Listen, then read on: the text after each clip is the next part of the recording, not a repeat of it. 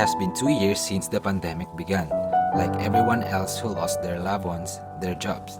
We also remember how difficult Jesse's life was for the past 2 years, and the struggles he'd been through in his studies was not easy. He had to borrow a laptop so he could fulfill his responsibilities as a student, while he sell homemade siomai so he could pay his expenses like the internet for school purposes. He actually had to find ways to juggle his studies and business. Well, life surely is difficult, but we must learn how to accept our challenges. So Jesse, how did you cope up with your struggles during the pandemic? I never stopped praying to the Lord God and ask for His guidance and ask for strength to move forward to achieve my goals. Throughout the pandemic times, it was so difficult, but I never give up. I sell siomai day and night with hard work and God. I was able to save up and build my own snack house to provide the needs of my family. It was tough because I had to do things alone, but thankfully, I have enough courage to push through.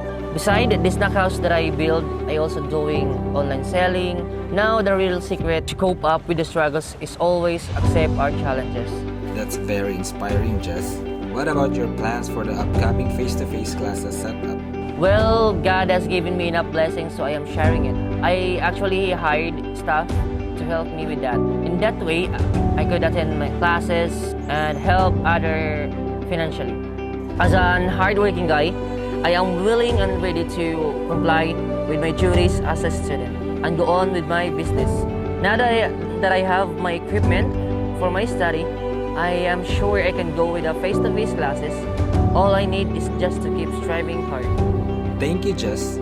Well, how do you balance your time while doing businesses and attending classes? With God's help, my experiences and other people's inspiration, I am able to manage my time wisely. I always make sure that I have spent time for the Lord. I also spend time for my business. And of course, I do my tasks as a student and I keep tabs of my assessment so I won't be late for all my school submission. COVID-19 had a major effects on our lives. Many of us are stressed out and overwhelmed with its life-changing impact on us.